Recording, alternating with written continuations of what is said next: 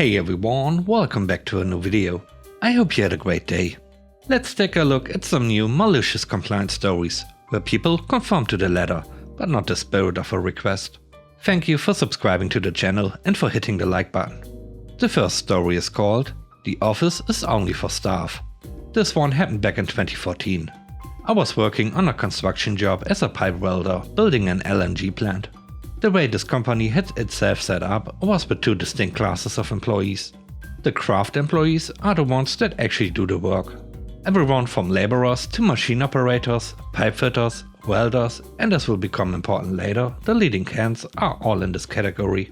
Staff are the salaried employees, supervisors, engineers, welding inspectors, section superintendents, etc. Our crew worked great for a few months until our supervisor got a better offer elsewhere one day and quit, leaving our leading hand to try and manage the crew of 80 on his own. Getting another supervisor anytime soon wasn't going to happen. But we all got on really well, so we just did what we could to keep things going.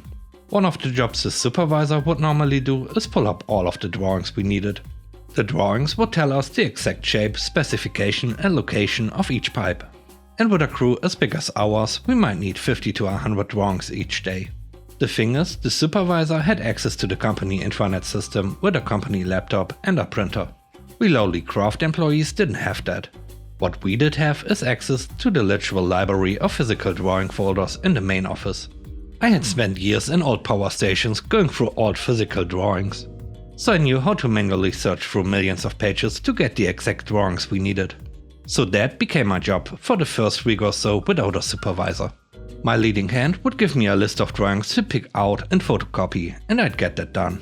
It would take me 2 to 3 hours of a morning, and then I'd get into my usual duties welding stuff until the section piping manager saw me in his office one day. "Who are you? You are not staff. You are one of the welders.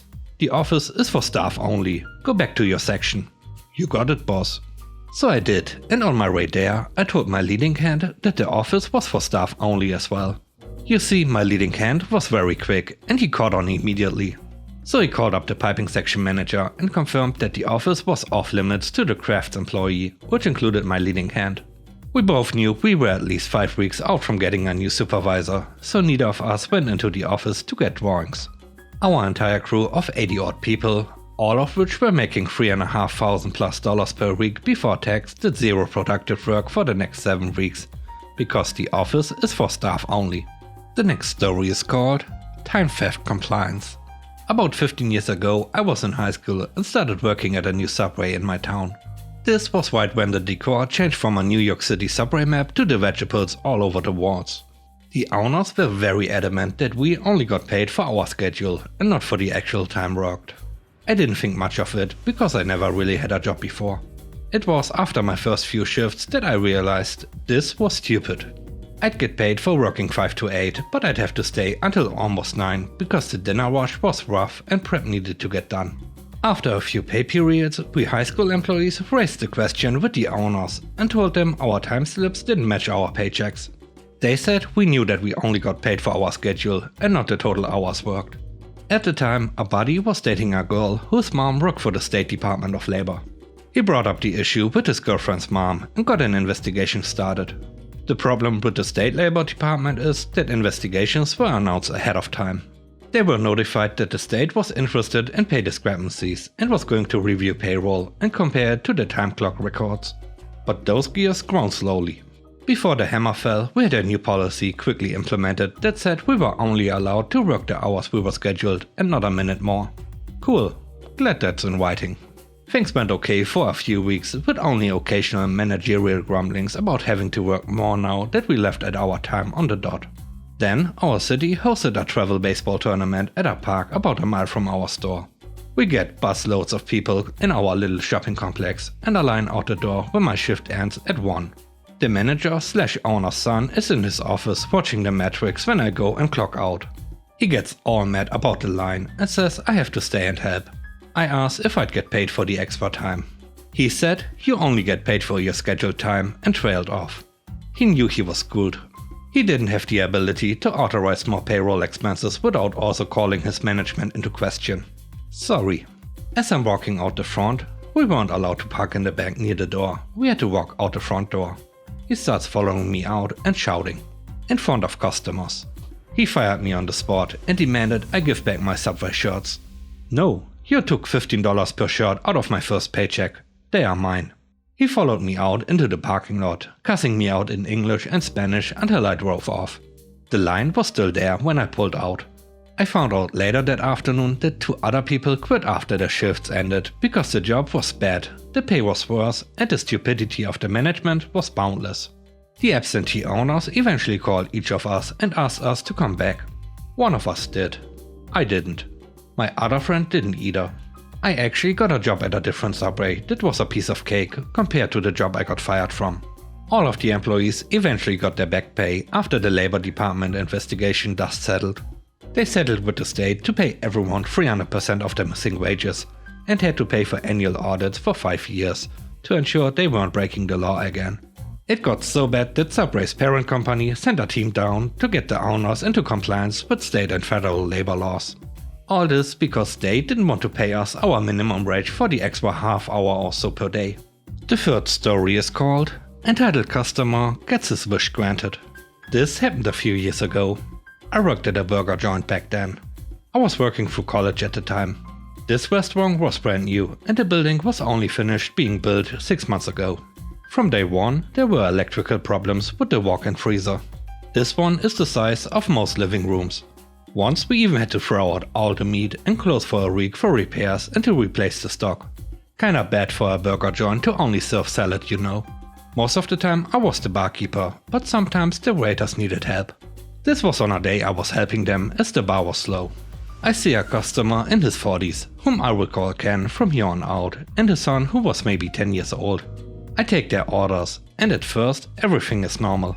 I go get their drinks and put the order in. I come back and he asked me if he could go in the back with his son because he wanted to show off the custom freezer that he installed with his company. He even bragged about needing a crane to lift it into the place. I told Ken no. It was not only a health code violation, but also a huge safety issue. He got absolutely angry. He argued that he knew that kitchen better than anyone there. He himself wired the freezer and his company installed it. His son was looking embarrassed. He even asked his dad to stop and said that he didn't need to see it. Ken berated the kid, asking if he was proud of his dad and the restaurant equipment/electric company he owned. I told him I would go ask the manager just to make him happy. But I wasn't going to ask. I knew the answer. I ran to the back for about 2 minutes and ran a lot of dishes for the dish guy while I waited on Ken and son's food. The food came out and I took it to them and told Ken the manager said no. Most people would be okay with that. But he demanded to speak to the manager himself. Cue malicious compliance. Little did Ken know that I had overheard my manager, who was also the owner, saying he was going to sue the company that installed the freezer. But he was having trouble finding out who the owner was, so he could have the lawyer address the letter to him. My boss had lost thousands of dollars because of the freezer being incorrectly installed. It passed the building and the initial health inspections because the wiring issue was not visible and it held temperature on the inspection day. Oh, was the boss happy when I told him the owner of that freezer installation company was right outside eating a burger. He and I walked out and I introduced Ken as the owner of the company that installed the freezer. The manager put on a big customer service smile, the kind that secretly says screw you. He says he is so happy with the new restaurant, but he needed the owner's card in case there was an issue with the brand new freezer. Ken happily gives the manager his personal card with his personal cell and email. The boss smiles for real this time and says thank you. Now my lawyer will be in contact with you soon for the incorrectly installed freezer. Ken just has a mouth hanging open. Before he can say anything, the manager tells him he had 2 new electricians look at it because no one at his office would help him, so he knows it was the freezer. And he knows it was his bad job that caused him to lose thousands of dollars. He also adds that if he attempts to leave without paying, he will be arrested because now the manager has his name and phone number. The manager/owner did sue and won close to $50,000 in damages. And now it's your time to shine. Let me know what you think about the stories. On a scale of 1 to 10, how would you rate the stories? I hope you enjoyed today's video. And I hope you have a great day. Stay safe. Bye bye.